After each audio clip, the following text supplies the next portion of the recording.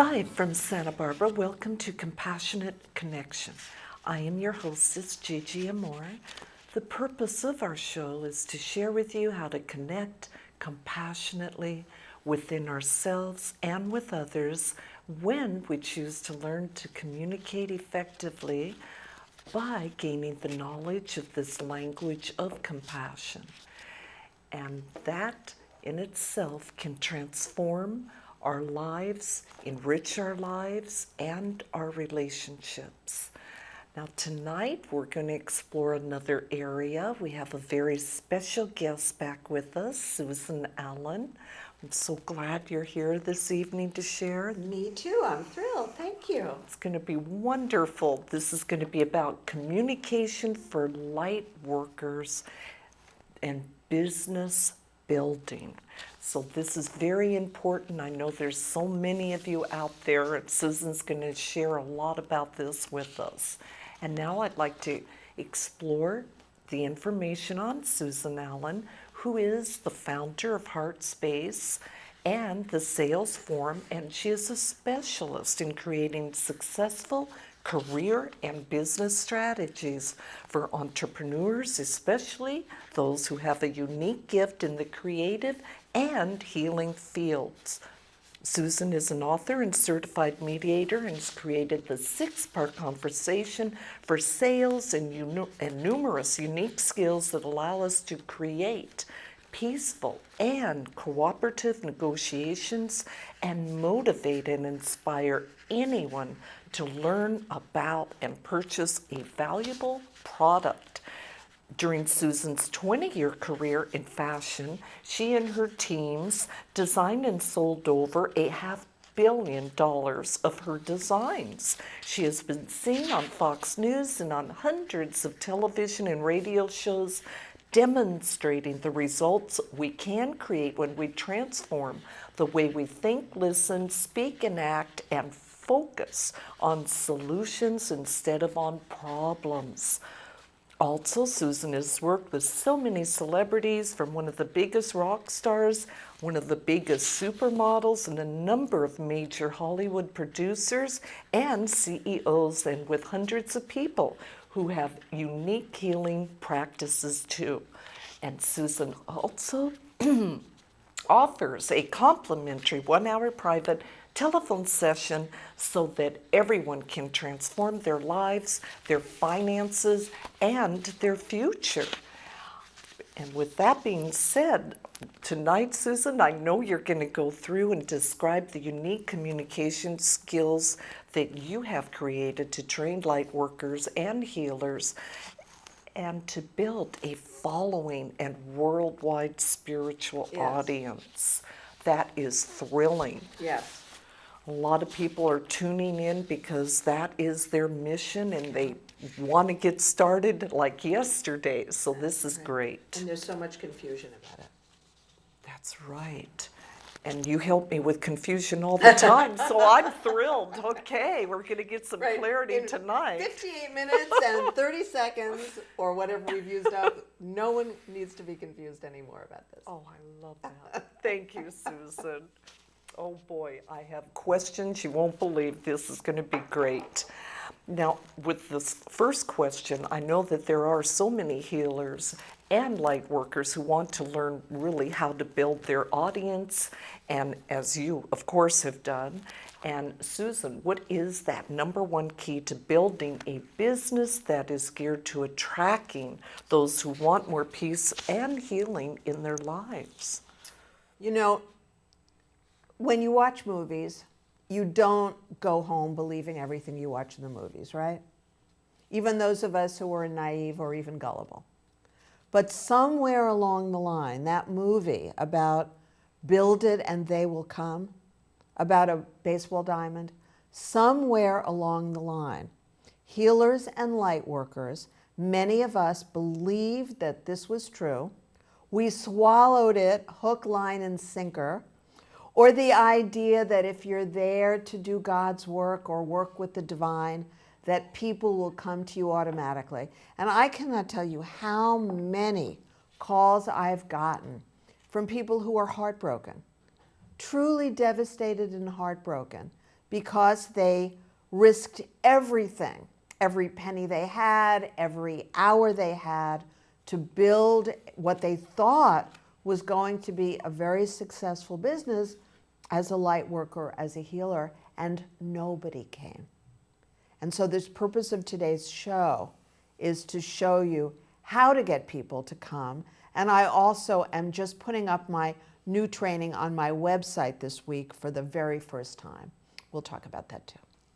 This is wonderful. A breakthrough of the blocks that prevent them to doing what they feel they really need to do. That's right. Now, could you explain to us what the 6 steps to build your spiritual audience could be? Sure, and Fred is going to put an image up on the screen. Now, many people who are healers and light workers feel nauseated when I use that scary, scary word. I'm just going to spell it now. I don't want to say it. S-A-L-E-S. Or the more scary one, S-E-L-L-I-N-G. Now, I'm teasing, but I'm not teasing, because so many of you have told me that this is not what you want to do, this is not what you came here to do.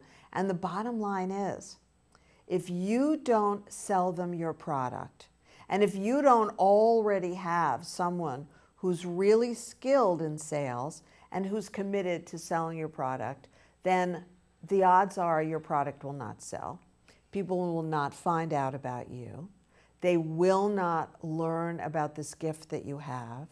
You will not be able to do this as a full-time job. You'll continue to have some other full-time job, and this will just be a hobby. So you have a choice. Would you rather have this be your hobby and you do something else for your, what we call your day job? Or would you rather learn how to do what I've done, which is take my gift, take this unique thing that I've discovered, and allow this to be my life and my business? And the choice is up to you. Thank you, Fred. Wonderful. Yes, this is going to be a gift of information for sure. I wonder if you'd be willing to give us an example of a client who has learned this very fast and has had some exciting results.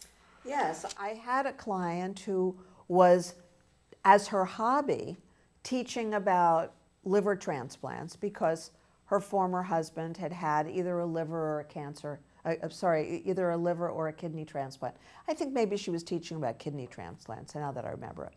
And she didn't have a job. She didn't have a career. She wasn't earning any money. She had challenges because her husband was earning all the money and she wanted some autonomy. She wanted to be able to do some things that she wanted to do without having to ask him for the money or explain to him why it was important. And we transitioned her from speaking for free to working with people who were contemplating a transplant before, during, and after the transplant. And she was great at it because she'd been doing it for years as a hobby. She'd done it when she was married to a man who went through this, and it was a fantastic and successful shift for her. There you go. That's a probably typical story when people come to you. That's right, yeah. So in building a business, what is the #1 challenge for healers and other spiritual people? Well, I would say when you look at the 6th part that Fred had put on the screen, the very first thing that's so important, thank you, Fred, is being able to calm yourself down so that you can focus on what you want to accomplish, and that's self-empathy. You know, I feel scared, and I really want to promote my program, whatever that might be. And when I think about starting to have events and motivating people to come to events and selling tickets to the events, maybe you would be feeling, again, worried because you need support. You know that you can't do this all by yourself. And maybe when you think of explaining your product or your services or your unique gift to people, maybe you feel really confused and you need support to be able to come up with phrasing that really works for you. And again. And you keep doing that until you're calm, until you're present, and until you're able to do what's needed in order to become skilled at presenting this and explaining to people and have people want to participate. Thank you, Susan. That's so important to just get that balance within ourselves. So I know that many healers are very sensitive people, and how can this help and how can this hinder their business, and what do you offer them to improve their results? Thank you. Well, the first thing is, if you're very sensitive, it's all about you. So you've got to learn how to get rid of all that sensitivity that's all about you. Bring yourself to peace using self-empathy, very much as I just demonstrated. Master it, become an expert in it. And again, my 4-hour training is going to be on my website this week. It's a fraction of what it costs to work with me personally one-on-one. It's fantastic. And you can learn self-empathy and master self-empathy, because you have to. Because being sensitive to their needs, to their concerns, that's where being sensitive helps. To really be able to be the demonstration of what it is to be peaceful and present and joyous. Who wants to work with somebody who's supposedly enlightened if we're not from the very first minute in a state of peace and bliss and joy? Nobody. So you've got to get yourself out of your own emotional state into a positive one that's happiness and joy. Then you've got to be able to focus on them, figure out what their needs are and how to meet those needs for them. And again, the trick, the key, one of them, I have a number, but one of them is self-empathy. You've got to master it. Thank you. That's wonderful. I appreciate all that information because it's so true again. Can you give us an example now of a client who is about to double or let's say triple his financial results when he went ahead and he mastered self-empathy and empathy? Yeah. And this is actually somebody you know whose name I won't mention, but for years and years and years and years, he had a number that he needed to bring in every month in order to take care of all of his financial obligations and have some money to put aside, or at least that's what he explained to me. And it wasn't a huge number. It was just 3 times the size of the number of dollars that he received every month when I started working with him. And this is like 2004, 2005. And the thing that wasn't working for him, like so many of us, was this drifting to negative emotion, drifting to fear, to frustration or even anger, and to grief and sadness. And he had had a very difficult life, no question about it. And then he brought on a lot of misery himself, no question about it. And then he kept getting stuck in more and more misery and suffering, no question about it. So when I pointed this out to him and taught him self-empathy, and taught him another exercise, the 4 questions of inquiry, and had him do a number of other things. Organic supplements were a key part for him. Oneness University healings were a key part for him. Howard Will's healings were a key part for him. Finally, he got the point where life was going well, then he was making twice as much as he had been, and ultimately 3 times as much. And he's been able to keep it going all these years. There's a successful story, the right ingredients, and here we go, results. Yeah. Now, when your clients tell you that empathy is the hardest thing to learn, why is that? It has a lot to do with the way their brains are wired.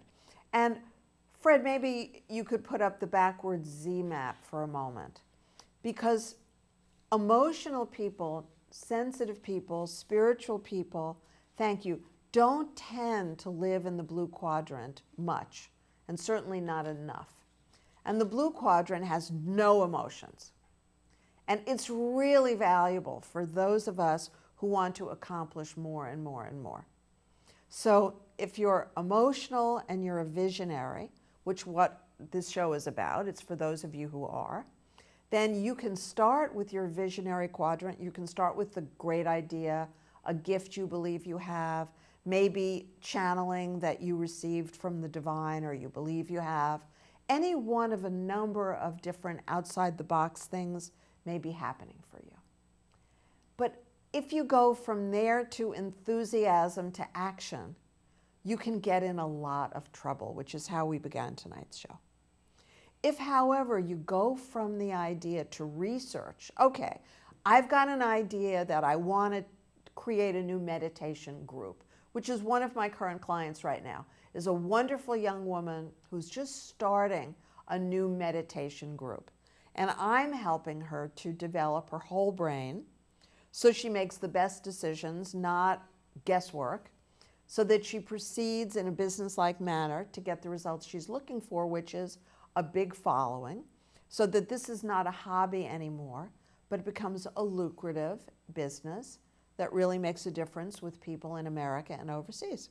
And she's doing great, she's working very hard, but in order to get those results, she has to go from the idea, yellow, the upper right brain, to research, blue, upper left brain, researching other organizations that are what she would like to do with herself. Then as she researches those and looks at those and contemplates those and looks at what difference and what makes them different from where she is today, before she takes the action, then she has to look to see what excites her, what thrills her, what really looks like fun, what she can't wait to do. In other words, what resonates with her, what's alive in her. And that's the lower right red quadrant. And then and only then can she start the action plan. And of course, I help with all the emails, I help with the telephone conversations, I help with the business presentations, I help with negotiating all the deals. Those are all upper left brain skills. So if you don't have me in your life, you need someone like me, because these are all very crucial if you're going to start a business, even if it's a meditation business, a massage practice, etc. Yes, I understand what you're saying completely, and I'm sure everybody else does too. That's so important, all the details and steps that are required. Yeah. Now, what does this PTSD play with spiritual people and light workers and with many of their clients? Well, it's really amazing to me that since I discovered I had it 21 years ago, and then I understood what the hallmarks were and what to look for, then because of my doctor, Dr. Fitzgerald, I started taking these organic supplements that support my adrenals, support the neurotransmitters, allow me to have the energy you see me having, allow me to be happy every day, all day long. And if there's a problem, I am happy enough to see the potential solution and work towards it. So if somebody goes into a hopeless state when they have a problem, how fast are they going to get that problem solved? Not at all. And if somebody goes into an angry state when they have a problem with other people, how fast are they going to get that problem solved? Not at all. So fear doesn't work, anger doesn't work, and feeling sad about it certainly doesn't work either. So I really want you to understand, if you find it that you wake up in the morning and you're not happy, if you find that you don't have the emotional ground under your feet to keep moving towards your dream, please consider that there is a saliva and urine at-home test. Neurotransmitter.net sells it. Dr. Fitzgerald in Santa Monica sells it. Mary of O Vitamin Pro works throughout the state of California and a couple of other states and sells it. And there are people all over the world you can get this from. But please don't try to keep just white knuckling it, because most people aren't capable of doing that. And this is very popular. I mean, you're talking about something that's very common with people too. When you say popular, you mean PTSD is very common. Yeah. Of course, I mean, it's on TV every 5 minutes. The Wounded Warrior Project is about all the people who came back from Vietnam or the Iraq War or all the wars, and they have post-traumatic stress disorder. So yeah, it's very common. Thank you, Susan. I also know that you found a few unique solutions to this PTSD, and for people who aren't able to calm down quickly, even with the tools and skills that I know that you teach them.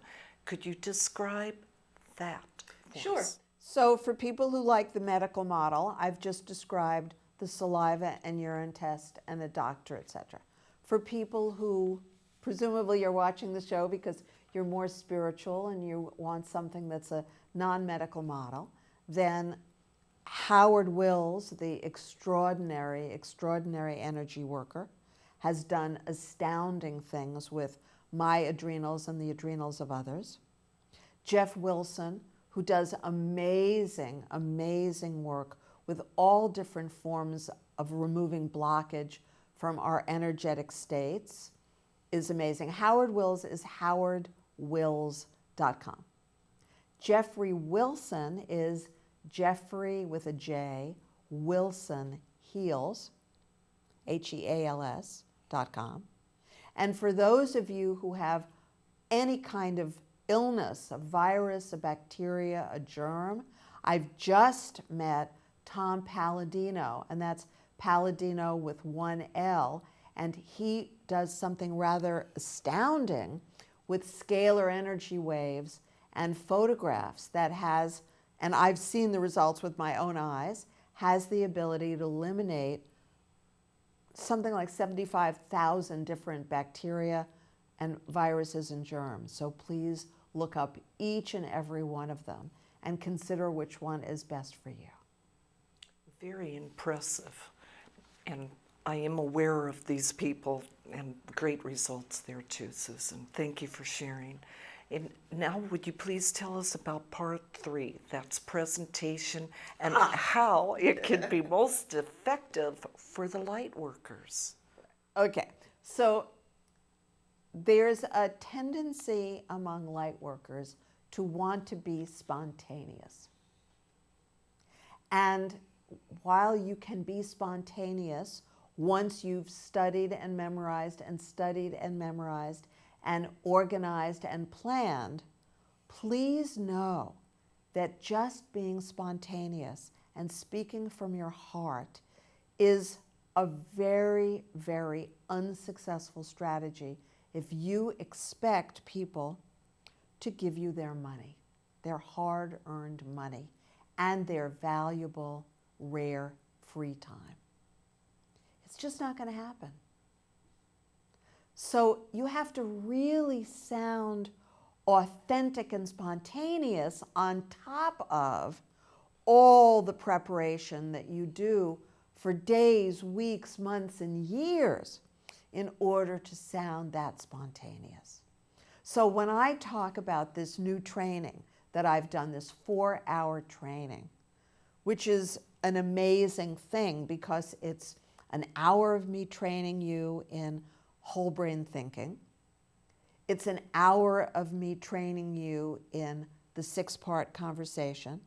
And it's 2 full hours of role plays with 2 different people who are my students, where they show you and demonstrate and give you a blow-by-blow, play-by-play of exactly how to turn around messy situations and bring people to peace.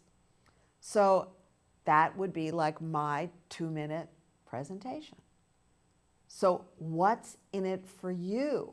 Well, if I were going to continue, I would say for those of you who really want to see how to present your product or your seminar or your service, this is really the way to do it. You've got to watch other people presenting theirs.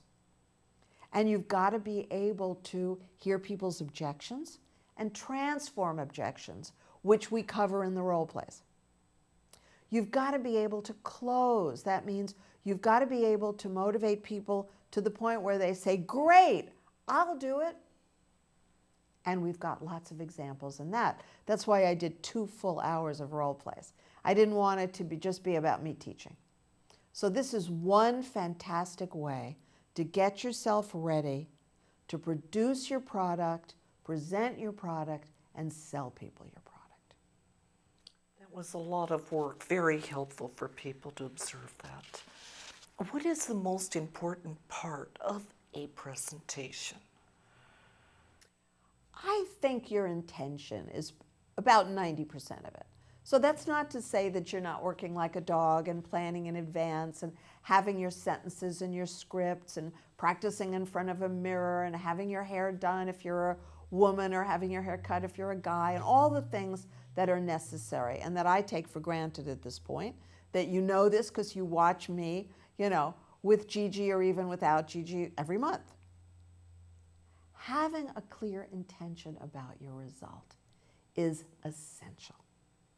And that is like the wind under your sails. And your intention needs to be clear and it needs to have numbers on it.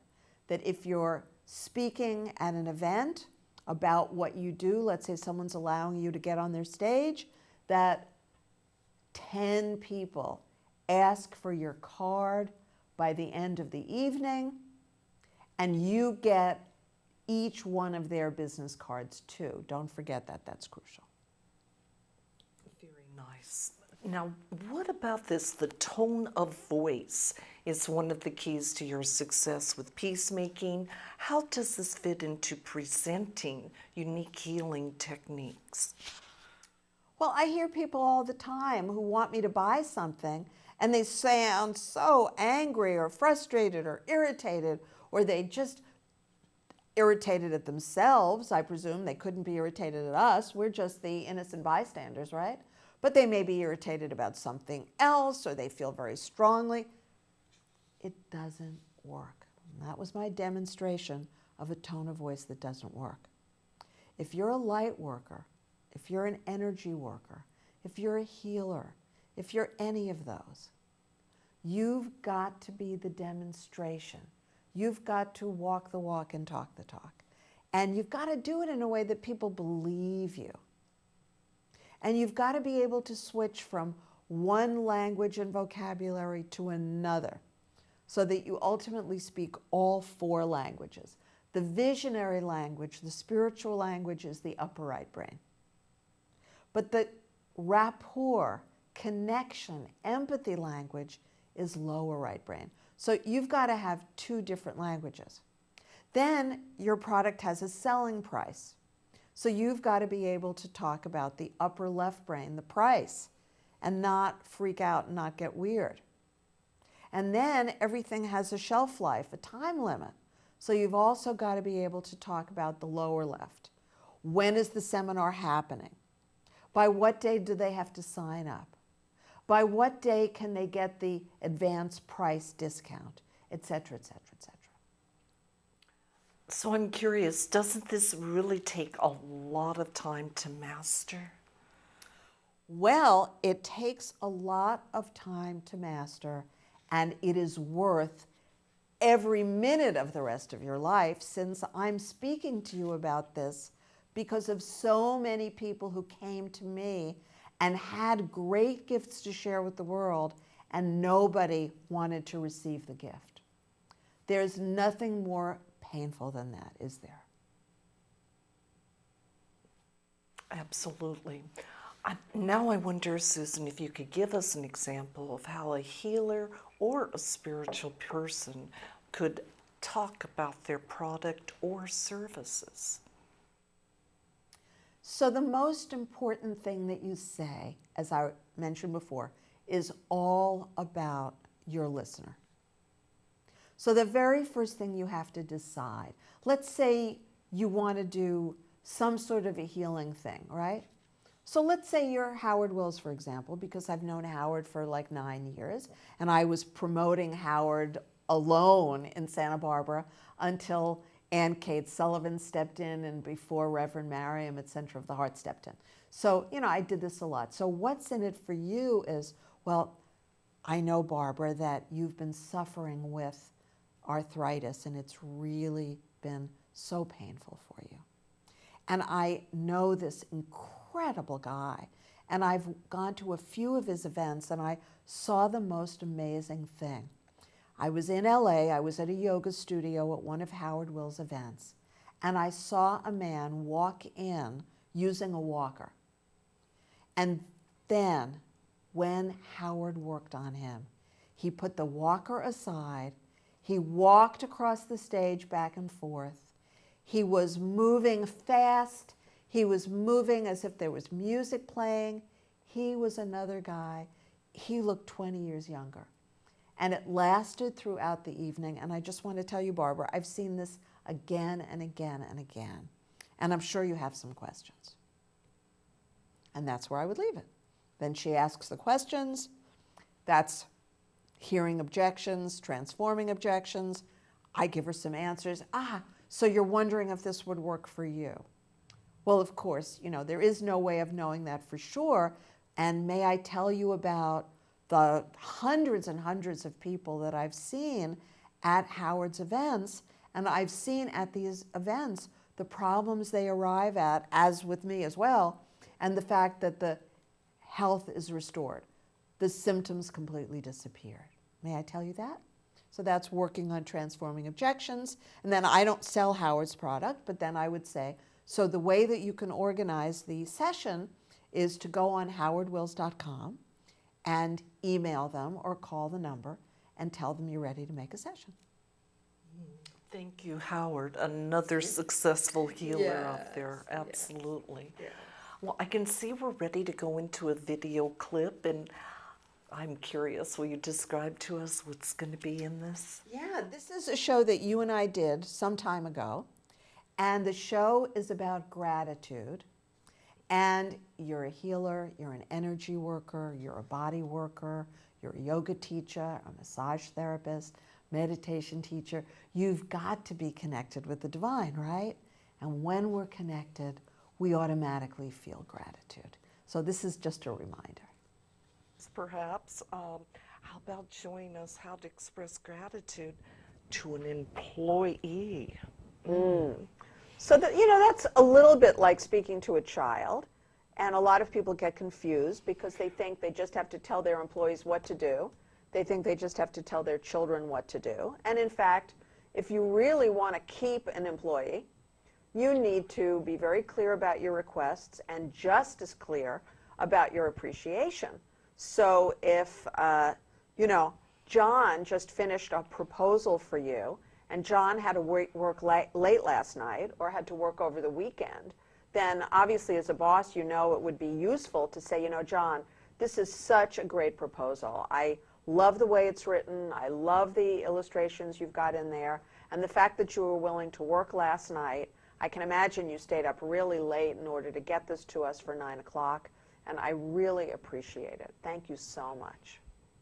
I like the clarity of what, in fact, they did do, because then it's very clear. Yeah. Oh, that's wonderful. Because otherwise, if you say to your child, thank you, and you don't express thanks for the fact that they helped you clear the table and all that, if you express thanks, but you don't clarify that it was finishing the report, the way it was written, the images, the fact that it was on time and all that, then you're not training your employee to be able to meet more of your needs in the future. You're not training your child to be able to meet more of your needs in the future. And with an intimate partner, you're not letting your partner know what works. So even though it's not as clear about training an intimate partner, but still, if you don't let your partner know what meets your needs and what doesn't meet your needs, you know what you're going to get more of, what you don't like. Very important. Thank you, Susan, for making that clear. I was just trying to give an example there. Yeah, but Okay, well, let's explore the examples of gratitude. Which part of the 6-part conversation is this? Oh, well, gratitude, self-expression. It's like when you're speaking about your needs, that's part 3, self-expression. And Fred, would you be able to put up the 6th part for just a second? I don't know if you can grab it, but if you can, that would be great. And, you start out with self-empathy, which is silent when you calm yourself down. Then you move on to empathy, which is all about your listener, about your listener's feelings and needs. Once you've completed that, then and only then can you go to your own feelings and needs. In this case, you're not feeling some negative thing because a need wasn't met. You're feeling a positive thing. You're appreciating because your needs were met.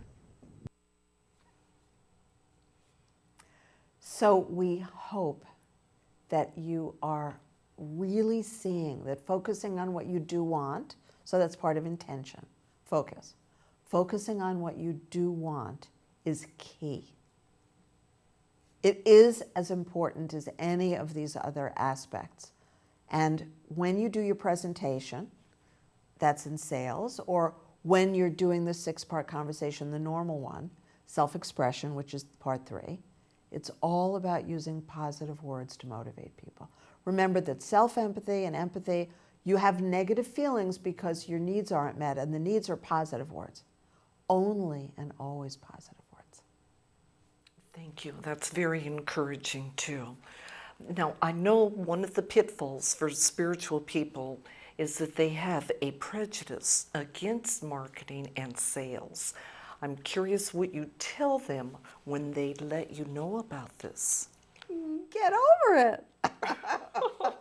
No, seriously. Do you want this as a hobby? Then you can do it your way. If you don't want this as a hobby, if you wonder how other people who seem to be less gifted than you are making a living at this while you're a waiter, waitress, server, something or other that you hate, bicycle messenger, nanny, you name it, secretary, the way that they got out of this is they got more skills. Period, end of story. That's very clear. I get that. No problem.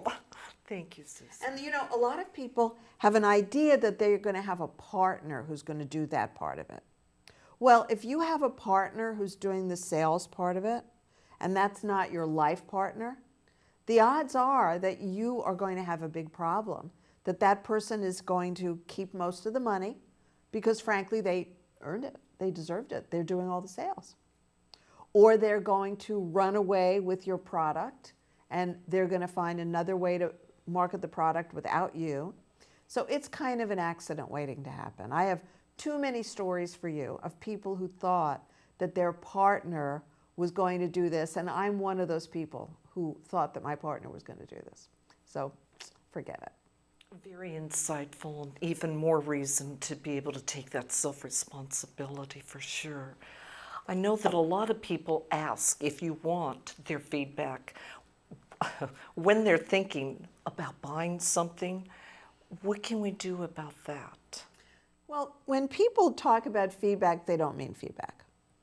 When people talk about feedback, they're telling you about their objections. They want you to listen to their pain.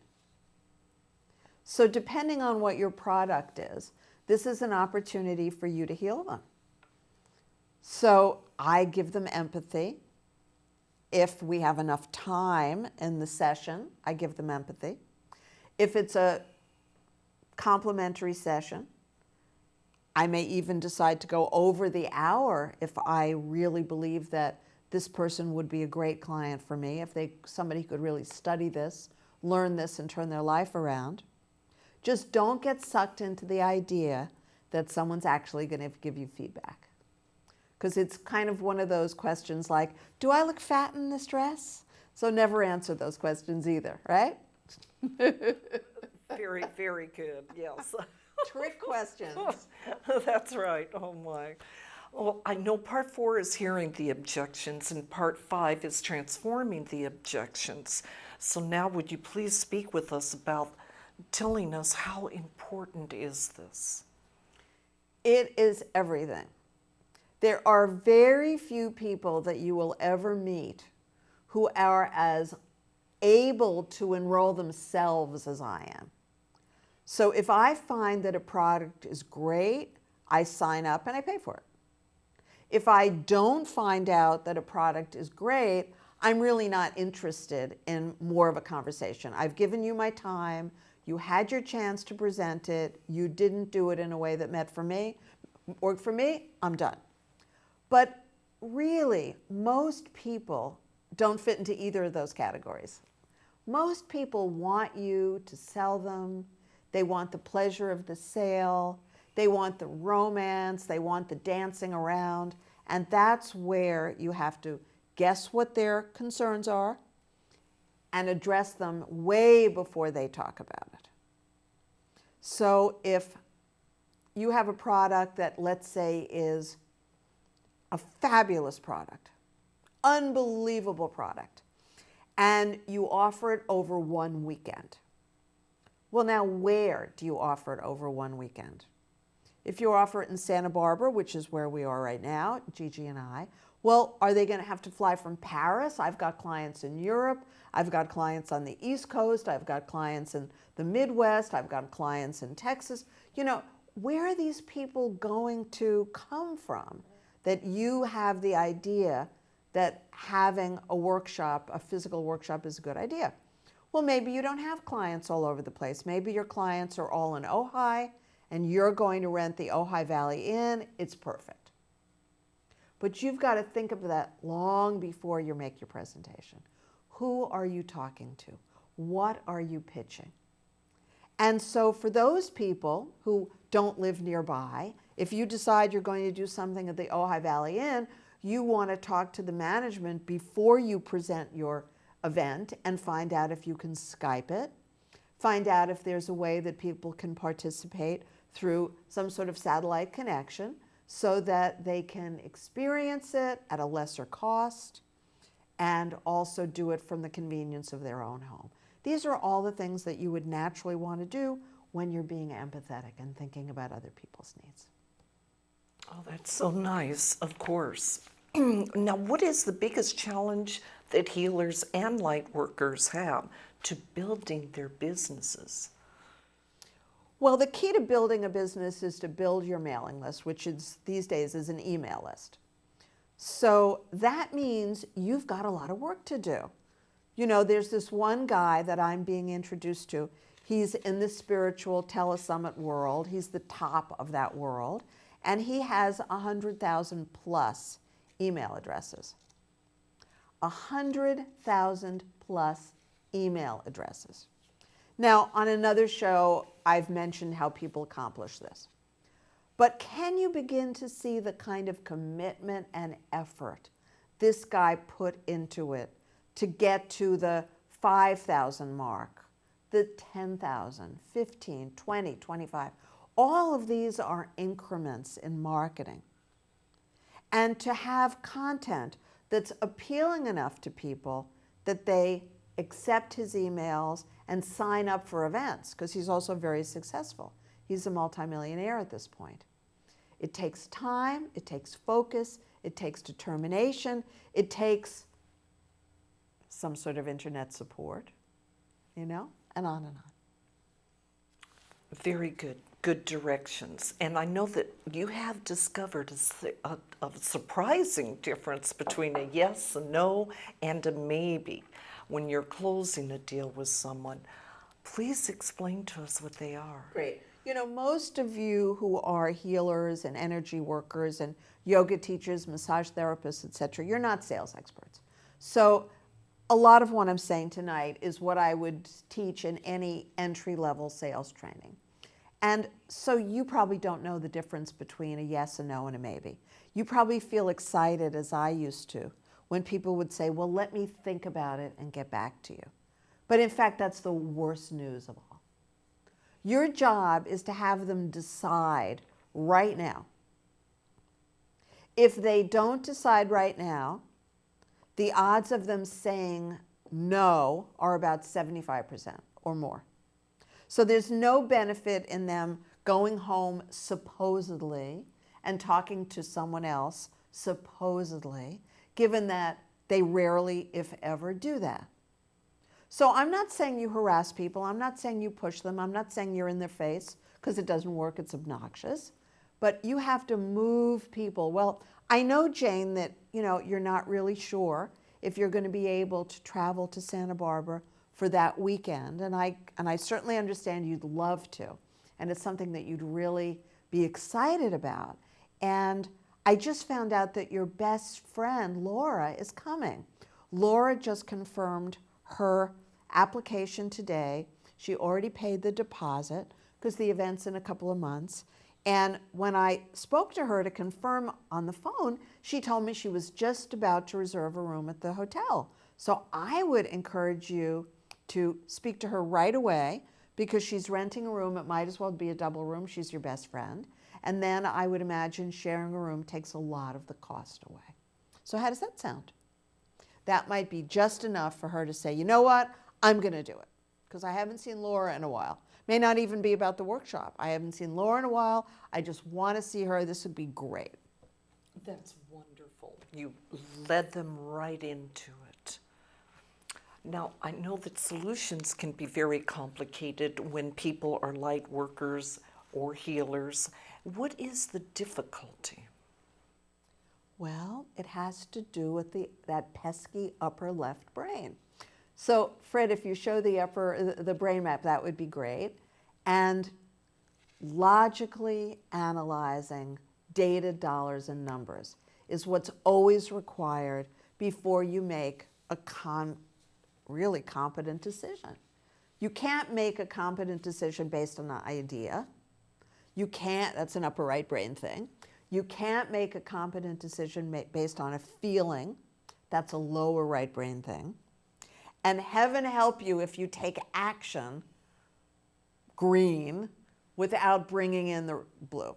So the key to you is learning how to logically analyze data, how to learn what data you have to ask for, how you convince yourself that they told you the truth, how to vet somebody's data, et cetera, et cetera, et cetera.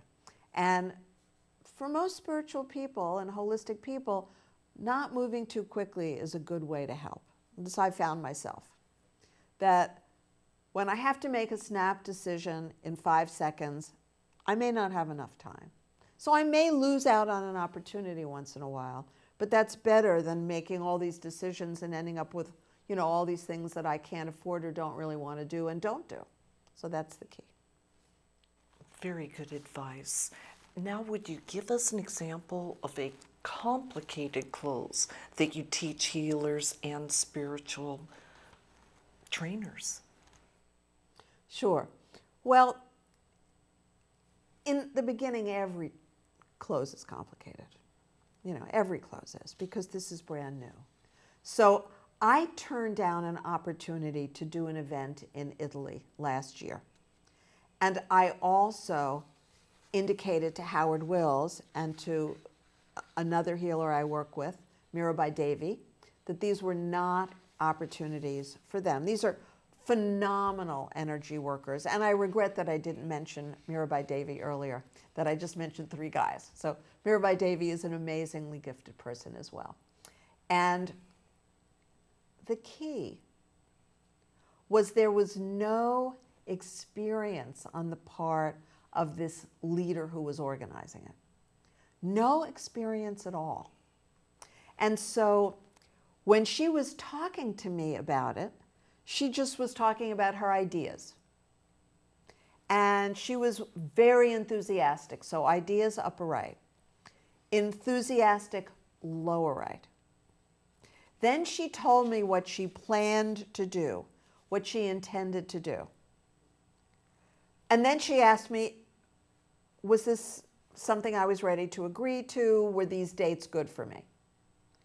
Well, the dates weren't good for me because I had no evidence how someone was going to move to Italy for the first time in her life, meet enough people in Italy to have at this event, convince enough people that she was just meeting for the first time that they should come to this event, guarantee my airfare or Howard's airfare or Mirabai's airfare or all of our airfare, guarantee our hotels 5-star only, please, and make this happen without just using up her savings and being ready to pull out her hair. So why would I ever let anybody promise things that it looked like it was impossible for them ever to fulfill? So ultimately, Howard decided not to do it, Mirabai decided not to do it, and somebody who she had met through me, tangentially through me, decided to do it because she had nothing to lose. She didn't have a practice. She didn't have people she could work with during that period of time in the States. So for her, this was a great opportunity, but not for those of us who already had established careers. Good decision for all of you. The best, right, the best. As it turned out, proof that it was a great decision. There you go. Now, in addition to learning the 6-part conversation and your other skills, what should Lightworkers learn to do to be successful? You have to believe that this is your mission, because otherwise you're in the wrong business. You have to believe that you are, as they said in the Blue Brothers, on a mission with, for God. You have to believe that serving humanity is what you're here for. And you have to be 1,000,000% committed to doing that until you take your last breath. So there's nothing else that you're going to be doing. You cannot get distracted. You can't suddenly decide that socializing with your friends is what you want to do for the next month, maybe a week, not a month. You can't suddenly decide that what you want to do is get married and go off on a 1-month honeymoon, or give it all up and do something else. That's not the way it works. You must be 1,000,000% committed if you're talking about you're a light worker, you're serving humanity. That is a non-negotiable component. Thank you, Susan. The sincerity, the focus of wonderful information. Excuse me, I have a bit of a frog in my throat. I'd just like to say that, Susan, you've been really a lifesaver to all of our spiritual healers and light workers that are out there paying attention and who just really honestly from their heart want to connect with people and be successful sharing their gifts, and hopefully now they paid attention, they now know how to. And we should wish everybody a happy Valentine's Day. Yes, wonderful. From all of us to all of you. Yes, from our hearts to yours and yours to your loved ones. Don't forget, it matters, those moments. Now, I'd like to share with you some things about how to contact Susan, Life Coach. At her phone number is 805-695-8405, or an email at susan@susanallen.org. Or you could also visit her website, www.susanallen.org. Excuse me. And this is exciting. Susan also has a YouTube that you can go to, youtube.com, Susan Allen 2001. So also we have, oh my, I don't have this, but here we go. Yes. This is the Santa Barbara Family Life magazine that Susan has a column in here in Santa Barbara every month. Very, very informative, of course. And we really enjoy that. That you can go to online as well. Now, I would just like to share with you now that the Compassionate Connection show is live every Tuesday night from 8 till 9 o'clock. We do re-air throughout the week, various times, Thursdays at 3 in the afternoon, Saturdays at 8 a.m., and other surprising times. Also, I would just like to mention that we are in our 9th year, going strong. Boy, it's closer to 10 years. But we do hope that you enjoy the show, and we appreciate your viewing the show and sharing it with others. I'm so fascinated every time I have such a wonderful guest on tonight, Susan. And I'd just like to remind you, if you do have questions, challenges, concerns in your own business, personal life, you can give us a call, and this would be a call at 805-698-8233 or an email at ggmort.cox. And you can also go to our website. We live stream compassionateconnection.tv. And next week we have back with us Dr. Robert Mathis. He is a local holistic doctor, And I'd just like to give a special thank you to a wonderful sponsor. This is at Salon D here in Santa Barbara, Debbie Almanza. And I would just like to thank her for being so encouraging and fluffing me up to be presentable for our viewers. And here in our studio, special thanks to Matt, Mark, so many others throughout the years that have been so cooperative and supportive of our show. And right here, our personal TV team, our director, Fred Winter. We couldn't do the show without. We love you, Fred. And I know you must love us because here you are. And Tyler Geck, who is our audio technician and also does a fabulous job on our set for us. I'm so pleased to have you in my life. And for all of our viewers, I just would like to wish you permanent, continuous, countless, and inescapable moments of compassionate connection. My